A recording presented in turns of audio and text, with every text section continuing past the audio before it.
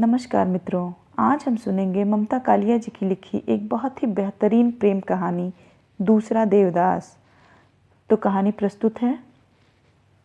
हर की पौड़ी पर सांझ कुछ अलग रंग में उभरती है। दिया बाती का समय या कह लो आरती की बेला। 5 बजे जो फूलों के दोने 1-1 रुपए के बिक रहे थे, इस वक्त 2-2 के हो गए हैं। भक्तों को इससे कोई शिकायत नहीं। इतनी बड़ी बड़ी मनोकामना लेकर आए हुए हैं, 1-2 रुपए का क्या मुंह देखेंगे। गंगा सभा के स्वयं सेवक खाकी वर्दी में मुस्तैदी से घूम रहे हैं। वे सबसे सीढ़ियों पर बैठने की प्रार्थना कर रहे हैं। शांत होकर बैठिए, आरती शुरू होने वाली है। कुछ भक्तों ने स्पेशल आरती बोल रखी है। स्पेशल आरती यानी 101 या 151 रुपए वाली। गंगा तट पर हर छोटे बड़े मंदिर पर लिखा है, गंगा जी का प्राचीन मंदिर। पंडितगण आरती के इंतजाम में व्यस्त हैं। पीतल की नीलांजलि में सहस्त्र बातियाँ घी में भिगो कर रखी हुई हैं। सबने देसी घी के डिब्बे अपनी ईमानदारी के प्रतीक के स्वरूप सजा रखे हैं। गंगा की मूर्ति के साथ साथ चामुंडा, बालकृष्ण, राधा कृष्ण, हनुमान, सीताराम की मूर्तियों की श्रृंगारपूर्ण स्थापना है। जो भी आपका आराध्य हो चुन लें। आरती से पहले स्नान। हर हर बहता गंगा जल, निर्मल नीला निष्पाप। औरतें डुबकी लगा रही हैं। बस उन्होंने तट पर लगे कुंडों से बंधी जंजीरें पकड़ रखी हैं। पास ही कोई न कोई पंडा जजमानों के कपड़ों लत्तों की सुरक्षा कर रहा है। हर एक के पास चंदन और सिंदूर की कटोरी है। मर्दों के माथे पर चंदन तिलक और औरतों के माथे पर सिंदूर का टीका लगा देते हैं पंडे। कहीं कोई दादी बाबा पहला पोता होने की खुशी में आरती करवा रहे हैं, कहीं कोई नई बहू आने की खुशी में। अभी पूरा अंधेरा नहीं घिरा है, गोधूली बेला है। यकायक सहस्त्र दीप जल उठते हैं। पंडित अपने आसन से उठ खड़े होते हैं। हाथ में अंगोछा लपेट के पंचमंजिली नीलांजलि पकड़ते हैं और शुरू हो जाती है आरती। पहले पुजारियों के भर्राए गले से संवेद स्वर उठता है, जय गंगा माता, जो कोई तुमको ध्याता सारे सुख पाता, जय गंगे माता। घंटे घड़ियाल बजते हैं। मनौतियों के लिए दिए लिए हुए फूलों की छोटी छोटी किश्तियाँ गंगा की लहरों पर इठलाती हुई आगे बढ़ती हैं। गोताखोर दोने पकड़े उनमें रखा चढ़ावे का पैसा उठाकर मुंह में दबा लेते हैं। एक औरत ने 21 दोने तैराए। गंगा पुत्र जैसे ही एक दोने से पैसा उठाता है, औरत अगला दोना सरका देती है। गंगा पुत्र उस पर लपकता है कि पहले दोने की दीपक से उसके लंगोट में आग की लपट लग जाती है। पास खड़े लोग हंसने लगते हैं, पर गंगा पुत्र हतप्रभ नहीं होता। वह झट गंगा जी में बैठ जाता है। गंगा मैया ही उसकी जीविका और जीवन है। इसके रहते वह 20 चक्कर मुंह भर भर के रेजगारी बटोरता है। उसकी बीवी और बहन कुसा घाट पर रेजगारी बेचकर नोट कमाती हैं। 1 रुपए के 25 पैसे, कभी कभी 80 भी देती है, जैसा दिन हो। पुजारियों का स्वर थकने लगता है तो लता मंगेशकर की सुरीली आवाज़ लाउड स्पीकरों के साथ सहयोग करने लगती है और आरती में यकायक एक स्निग्ध सौंदर्य की रचना हो जाती है। ओम जय जगदीश हरे से हर की पौड़ी गुंजायमान हो जाती है। औरतें ज़्यादातर नहाकर वस्त्र नहीं बदलती, गीले वस्त्रों में ही खड़ी खड़ी आरती में शामिल हो जाती हैं। पीतल की पंचमंजली नीलांजलि गर्म हो उठी। पुजारी नीलांजलि को गंगा जल से स्पर्श कर हाथ में लिपटे अंगोछे को नामालूम ढंग से गीला कर लेते हैं। दूसरे यह दृश्य देखने पर मालूम होता है वे अपना संबोधन गंगा जी के गर्भ तक पहुंचा रहे हैं। पानी पर सहस्त्र बाती वाले दीपकों की प्रतिछाया झिलमिला रही हैं। पूरे वातावरण में अगरू चंदन की दिव्य सुगंध है। आरती के बाद बारी है संकल्प और मंत्रोच्चार की। भक्त आरती लेते हैं, चढ़ावा चढ़ाते हैं। स्पेशल भक्तों से पुजारी ब्राह्मण भोज दान मिष्ठान की धनराशि कबुलवाते हैं। आरती के क्षण इतने भव्य और दिव्य रहे हैं कि भक्त हुज्जत नहीं करते, खुशी खुशी दक्षिणा देते हैं। पंडित जी प्रसन्न होकर भगवान के गले से माला उतार उतार कर यजमान के गले में डालते हैं, फिर जी खोल कर देते हैं प्रसाद। इतना कि अपना हिस्सा खाकर भी ढेर सा बचा रहता है। बांटने के लिए मुरमुरे, इलायची दाने, केले और पुष्प। खर्च हुआ पर भक्तों के चेहरे पर कोई मलाल नहीं। कई खर्च सुखदायी होते हैं। कुछ पंडे अभी भी तख्त पर जमे हैं। देर से आने वाले भक्तों का स्नान ध्यान अभी बाकी है। आरती के दोने फिर 1 रुपये में बिकने लगे हैं। गंगा जल आकाश के साथ रंग बदल रहा है। संभव काफ़ी देर से नहा रहा है। जब घाट पर आया तो मंगल पांडे बोला, का हो जजमान, बड़ी देर लगाए दी, हम तो डर गए थे। संभव हंसा। उसके एक सार तक खूबसूरत दांत सांवले चेहरे पर फब उठे। उसने लापरवाही से कपड़े पहने और जांघियां निचोड़कर थैले में डाला। जब वह कुर्ते से पोंछ कर चश्मा लगा रहा था, पंडे ने उसके माथे पर तिलक लगाने को हाथ बढ़ाया। ऊहूँ, उसने चेहरा हटा लिया तो मंगल पंडा ने कहा, तिलक चंदन के बगैर स्नान अधूरा होता है बेटा। संभव ने चुपचाप तिलक लगवा लिया। वह वापस सीढ़ियाँ चढ़ ही रहा था कि पौड़ी पर बने एक छोटे मंदिर के पुजारी ने आवाज़ लगाई, अरे दर्शन तो करते जाओ। उसकी इन चीज़ों में नियमित आस्था तो नहीं थी, पर नानी ने कहा था मंदिर में 20 आने चढ़ा कर आना। संभव ने कुर्ते की जेब में हाथ डाला। 1 रुपये का नोट तो मिल गया।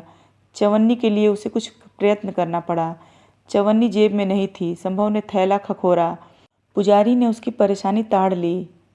इधर आओ, हम दे रोजगारी।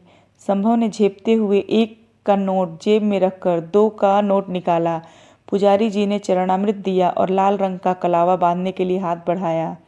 संभव का ध्यान कलावे की तरफ नहीं था, वह गंगा जी की छटा निहार रहा था। तभी एक और दुबली नाजुक सी कलाई पुजारी की तरफ बढ़ाई। पुजारी ने उस पर कलावा बांध दिया। उस हाथ ने थाली में 5.25 रुपये रखे। लड़की अब बिल्कुल बराबर में खड़ी, आंख मूंद कर अर्चन कर रही थी। संभव ने यकायक मुड़कर उसकी ओर गौर से देखा। उसके कपड़े एकदम भीगे हुए थे, यहाँ तक कि उसके गुलाबी आंचल से संभव के कुर्ते का एक कोना भी गीला हो रहा था। लड़की के लंबे गीले बाल पीठ पर काले चमकीले शॉल की तरह लग रहे थे। दीपकों के नीम उजाले में, आकाश और जल की सांवली संधि बेला में लड़की बेहद सौम्य, लगभग कांस्य प्रतिमा सी लग रही थी। लड़की ने कहा, पंडित जी आज तो आरती हो चुकी, क्या करें, हमें देर हो गई। पुजारी ने उत्साह से कहा, इससे क्या, हम हिया कराए दें। का कराना है, संकल्प, कल्याणी मंत्र, आरती जो कहो।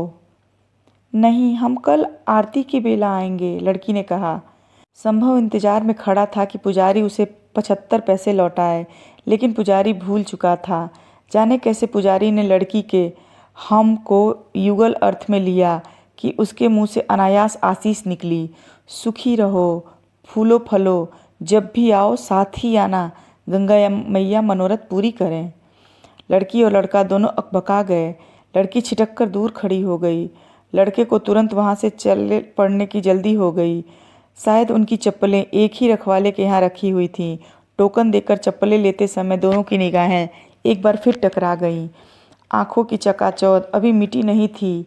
संभव आगे बढ़कर कहना चाहता था, देखिए, इसमें मेरी कोई गलती नहीं थी, पुजारी ने गलत अर्थ ले लिया। लड़की कहना चाहती थी, आपको इतना पास नहीं खड़ा होना चाहिए था। लड़की ने अपना होठ दांतों से दबाकर छोड़ दिया। भूल तो उसी की थी, बाद में तो वही आई थी। अंधेरे से घबराकर कहाँ कितनी पास खड़ी है उसे कुछ खबर नहीं थी, लेकिन बातचीत के लायक दोनों की मनस्थिति नहीं थी, पहचान भी नहीं थी। दोनों ने नजरें बचाते हुए चप्पलें पहनी। लड़की घबराहट में ठीक से चप्पल नहीं पहन पाई, थोड़ी सी अंगूठे में अटकाकर ही आगे बढ़ गई। संभव ने आगे लपक कर देखना चाहा कि लड़की किस तरफ गई। वह घाट की भीड़ को काटता हुआ सब्जी मंडी पहुंच गया। हर की पौड़ी और सब्जी मंडी के बीच अनेक घुमावदार गलियां थी। लड़का देख नहीं पाया लड़की कहाँ ओझल हो गई। नानी का घर करीब आ गया था, लेकिन लड़का घर नहीं गया। वह वापस अनदेखी गलियों में चक्कर लगाता रहा। उसने चूड़ी की समस्त दुकानों पर नज़र दौड़ाई। हर दुकान पर भीड़ थी, पर एक भीगी गुलाबी आकृति नहीं थी। आखिर भटकते भटकते संभव हार गया। पस्त कदमों से वह घर की ओर मुड़ा। नानी ने द्वार खोलते हुए कहा, कहाँ रह गए थे लल्ला? मैं तो जी में बड़ा काँप रही थी। तुझे तो तैरना भी न आवे, कहीं पैर फिसल जाता तो मैं तेरी माँ को कौन सा मुँह दिखाती। संभव कुछ नहीं बोला। थैला तख्त पर पटक पैर धोने नल के पास चला गया। नानी बोली, ब्यालू कर ले। संभव फिर नहीं बोला। नानी की आदत थी एक बात को कई कई बार कहती। संभव तख्त पर लेट गया। नानी ने कहा, थक गया ना? अरे तुझे मेले ठेले में चलने की आदत थोड़ी ही है। कल बैसाखी है इसलिए भीड़ बहुत बढ़ गई है। अभी तो कल देखना तिल धरने की जगह नहीं मिलेगी पौड़ी पर। चल उठ, जो कुछ खाए बे हो खा ले। मुझे भूख नहीं है, संभव ने कहा और करवट बदल ली। अरे क्या हो गया? स्नान के बाद भी भूख ना आए चमकी? तभी न इतनी सीख सलाई देही है। मैंने सविता से पहले ही कही थी, इसे अकेले न भेज, यहाँ जी न लगे इसका। नानी पास खड़े खटोले पर अधलेटी हो गई। उम्र के साथ साथ नानी की काया इतनी संक्षिप्त हो गई थी कि वे फैल पसर कर सोती तो भी उनके का खटोला पर्याप्त था, पर उन्हें सिकुड़कर गठरी बनकर सोने की आदत थी। गंगा को छूकर आती हवा से आंगन काफ़ी शीतल था। ऊपर से नानी ने रोज की तरह शाम को भी चौक धो डाला था। नींद और स्वप्न के बीच संभव की आंखों में घाट की पूरी बात उतर आई। लड़की का आंख मूंद कर अर्चना करना, माथे पर भीगे बालों की लट, कुर्ते को छूता उसका गुलाबी आंचल और पुजारी के साथ उसका सौम्य स्वर, हम कल आएंगे। संभव की आंख खुल गई। यह तो वह भूल ही गया, लड़की ने कल वहां आने का वचन दिया था। संभव आशा और उत्साह से उठ बैठा। नानी को झकझोरते हुए बोला, नानी नानी चलो खा ले, मुझे भूख लगी है। नानी की नींद झूले के समान थी, कभी गहरी कभी उथली। उथले झोटे से उन्हें देवते की सुध आई। वे रसोई से थाली उठा लाईं। संभव ने बड़ी मगन होकर खाना शुरू किया। वाह नानी, क्या आलू टमाटर बनाया है, माँ तो ऐसा बिल्कुल नहीं बना सकती। ककड़ी का रायता मुझे बहुत पसंद है। खाते खाते संभव को याद आया, आशीर्वचन की दुर्घटना तो बाद में घटी थी। वह कौर हाथ में लिए बैठा रह गया। उसकी आंखों के सामने आगे कुछ घंटे पहले का सारा दृश्य घूम गया। पुजारी का वह मंत्रोच्चार जैसा पवित्र उद्गार, सुखी रहो, फूलो फलो, सारे मनोरथ पूरे हों, जब भी आओ साथ ही आना। लड़की का चिऊकना, छिटक कर दूर खड़े होना, घबराहट में चप्पल भी ठीक से न पहन पाना और आगे बढ़ जाना। संभव ने विचलित स्वर में कहा, मुझे भूख ना आए, मैं तो यूं ही उठ बैठा था। सारी रात संभव की आंखों में शाम मंडराती रही। उसकी ज़्यादा उम्र नहीं थी, इसी साल में पूरा किया था। अब वह सिविल सर्विसेज प्रतियोगिताओं में बैठने वाला था।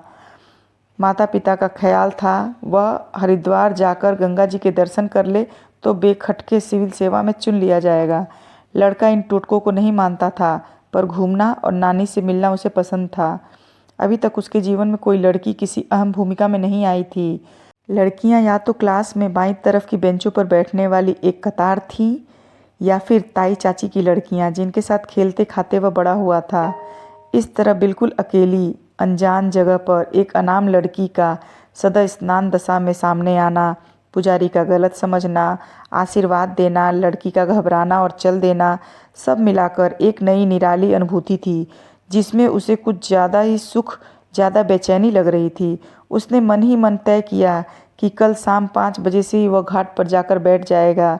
पौड़ी पर इस तरह बैठेगा कि कल वाले पुजारी के देवाले पर सीधी आंख पड़े। उसने लड़की का तो नाम पूछा ही नहीं। वैसे वह हरिद्वार की नहीं लगती थी, कैसी लगती थी? संभव ने याद करने की कोशिश की। उसे सिर्फ उसकी दुबली पतली काया, गुलाबी साड़ी और भीगी भीगी श्याम सलोनी आंखें दिखी।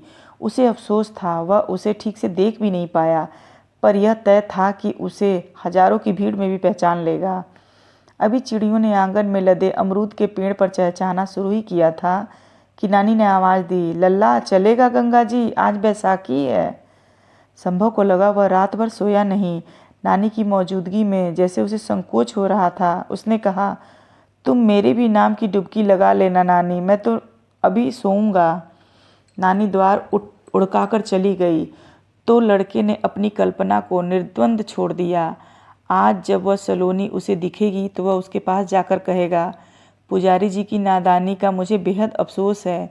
यकीन मानिए पंडित जी मेरे लिए भी उतने ही अनजान हैं जितने आपके लिए।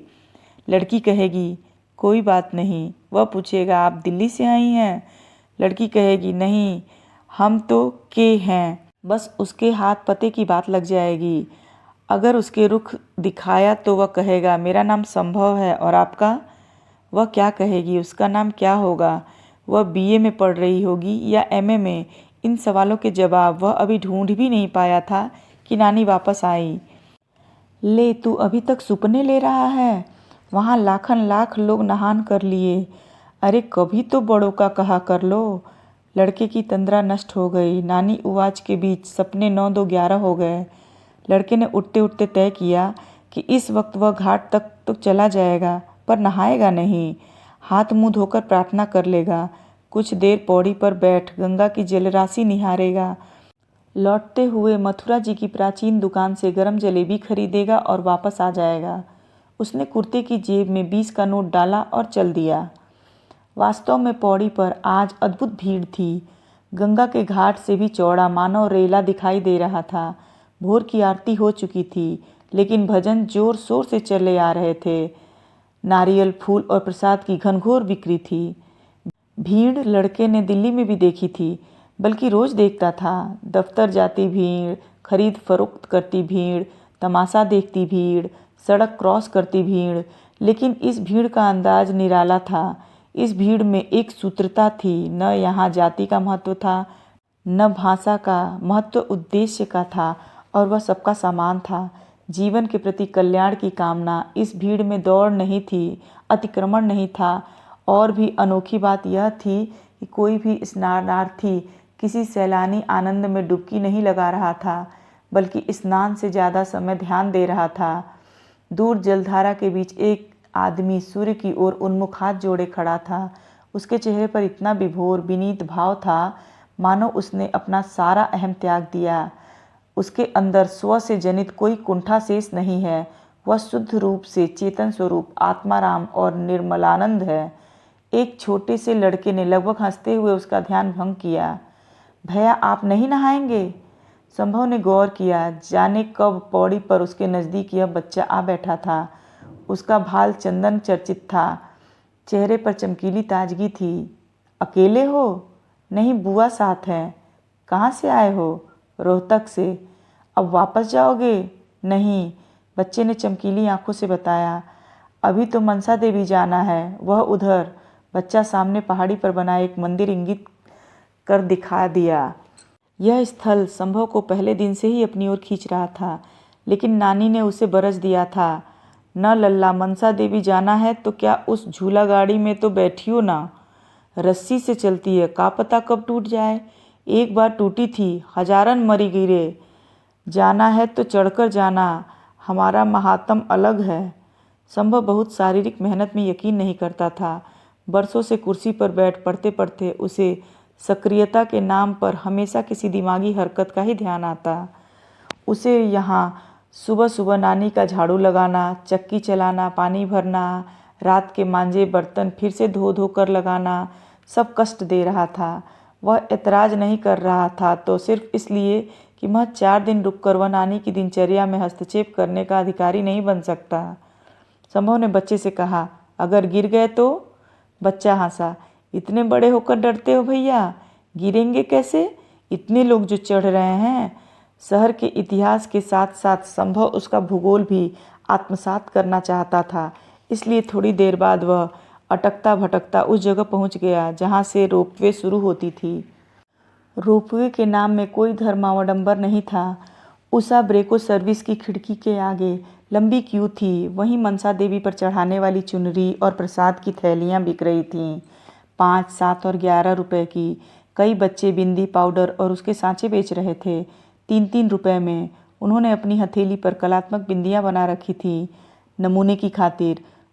उससे पहले संभव ने कभी बिंदी जैसे श्रृंगार प्रसाधन पर ध्यान नहीं दिया था। अब यकायक उसे ये बिंदियाँ बहुत आकर्षक लगीं। मन ही मन उसने एक बिंदी उस अज्ञात यौवना के माथे पर सजा दी। मांग में तारे भर देने जैसे कई गाने उसे आधे अधूरे याद आकर रह गए। उसका नंबर बहुत जल्दी आ गया। अब वह दूसरी कतार में था, जहाँ से केबिल कार में बैठना था। सभी काम बड़ी तत्परता से हो रहे थे।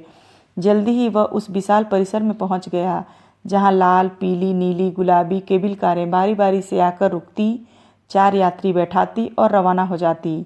केबिल कार का द्वार खोलने और बंद करने की चाबी ऑपरेटर के नियंत्रण में थी। संभव एक गुलाबी केबिल कार में बैठ गया। कल से उसे गुलाबी के अलावा और कोई रंग सुहा ही नहीं रहा था। उसके सामने की सीट पर एक नवविवाहित दंपत्ति चढ़ावे की बड़ी थैली और एक वृद्ध चढ़ावे की छोटी थैली लिए बैठे थे। संभव को अफसोस हुआ कि वह चढ़ावा खरीद कर नहीं लाया। इस वक्त जहाँ से केबिल कार गुजर रही थी, नीचे कतार वृद्ध फूल खिले हुए थे। लगता था रंग बिरंगी वादियों से कोई हिंडोला उड़ा जा रहा है। एक बार चारों ओर के विहंगम दृश्य में मन रम गया तो न मोटे मोटे फौलाद के खंभे नजर आए, न भारी केबिल वाली रोपवे। पूरा हरिद्वार सामने खुला था। जगह जगह मंदिरों के बुर्ज, गंगा मैया की धवल धार और सैकड़ों के खूबसूरत घुमाव। नीचे सड़क के रास्ते चढ़ते हाँफते लोग, लिम्का की दुकानें और नाम अनाम पेड़। बहुत जल्द उनकी केबिल कार मनसा देवी के द्वार पर पहुंच गई। यहाँ फिर चढ़ावा बेचने वाले बच्चे नजर आए। संभव ने एक थैली खरीद ली और सीढ़ियाँ चढ़कर प्रांगण में पहुंच गया। नाम मनसा देवी था, पर वर्चस्व सभी देवी देवताओं का मिला जुला था। एकदम अंदर के प्रकोष्ठ में चामुंडा रूप धारिणी मनसा देवी स्थापित थीं। व्यापार यहाँ भी था। मनोकामना के हेतु लाल पीले धागे ₹1.25 में बिक रहे थे। पहले लोग धागा बांधते, फिर देवी के आगे शीश नवाते। संभव ने पूरी श्रद्धा के साथ मनोकामना की गांठ लगाई, सिर झुकाया, नैवेद्य चढ़ाया और वहां से बाहर आ गया। आंगन में रुद्राक्ष मालाओं की अनेक गुमटियां थीं, जहां ₹10 से लेकर 3000 तक की मालाओं पर लिखा था असली रुद्राक्ष, नकली साबित करने वालों को ₹500 का इनाम। एक तरफ हलवाई गरम जलेबी, पूरी, कचौड़ियाँ छान रहे थे। मेले का माहौल था। संभव वापस केबिल कार की कतार में लग गया। वापसी का रास्ता ढलवा था। कार और भी जल्दी नीचे पहुंच रही थी। इस बार संभव के साथ 3 समवयस्क लड़के बैठे हुए थे। वह केबिल कार की ढलवा दौड़ देख रहे थे कि यकायक 2 आश्चर्य एक साथ घटित हुए। वह बच्चा जो पौड़ी पर उसके करीब आकर बैठ गया था, दूर पीली केबिल कार में नजर आया। बच्चे की लाल कमीज उसे अच्छी तरह याद थी, हालांकि इतनी दूर से उसका चेहरा स्पष्ट नजर नहीं आ रहा था। और बच्चे से सटी हुई जो दुबली पतली श्याम सलोनी आकृति बैठी थी, वह थी वही लड़की जो कल शाम के झुटपुटे में हर की पौड़ी पर उससे टकराई थी। संभव बेहद बेचैन हो गया। वह दाएं बाएं झुक झुक कर चिन्हने की कोशिश करने लगा। उसका मन हुआ पंछी की तरह उड़कर पीली केबिल कार में पहुंच जाए।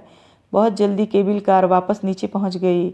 संभव ने आगे आगे जाते बच्चे को लपक कर कंधे से थाम लिया और बोला, कहो दोस्त। बच्चे ने अचकचाकर उसकी ओर देखा। अरे भैया, रुककर बोला, हमने जब हमारा दोस्त नहीं डरता तो हो जाए एक ट्रिप। तभी आगे से एक महीन सी आवाज़ ने कहा, मुन्नू घर नहीं चलना है। बालक मुन्नू ने कहा, अभी आया बुआ। संभव ने अस्फुट स्वर में पूछा, ये तुम्हारी बुआ हैं? और क्या, मुन्नू ने साश्चर्य जवाब दिया। हमें नहीं मिलवाओगे? हम तो तुम्हारे दोस्त हैं। मन्नू वाकई उसका हाथ खींचता हुआ चल दिया। बुआ बुआ, इनसे मिलो, ये हैं हमारे नए दोस्त। उसने प्रश्नवाचक नज़रों से संभव को देखा। अपना नाम खुद बताइए। वह अपना बताता है। इससे पहले उसी महीन मीठी आवाज़ ने कहा, ऐसे कैसे दोस्त हैं तुम्हारे, तुम्हें उनका नाम भी नहीं पता? अब संभव ने गौर किया। बिल्कुल वही कंठ, वही उलाहना, वही अंदाज। पुलक से उसका रोम रोम हिल उठा।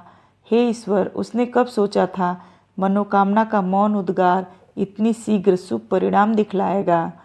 लड़की ने आज गुलाबी परिधान नहीं पहना था, पर सफ़ेद साड़ी में लाज से गुलाबी होते हुए उसने मनसा देवी पर एक और चुनरी चढ़ाने का संकल्प लेते हुए सोचा, मनोकामना की गांठ भी अद्भुत अनूठी है, इधर बांधो उधर लग जाती है। पारो बुआ इनका नाम है। मन्नू ने बुआ का आंचल खींचते हुए कहा। संभव देवदास। संभव ने हंसते हुए वाक्य पूरा किया। उसे भी मनोकामना का पीला लाल धागा और उसमें पड़ी गिठान का मधुर स्मरण हो गया। आप सुन रहे थे ममता कालिया जी की कहानी दूसरा देवदास। आपको कहानी कैसी लगी? अगर आपको कहानी अच्छी लगी तो चैनल को सब्सक्राइब कीजिए, वीडियो को लाइक और शेयर ज़रूर कीजिए।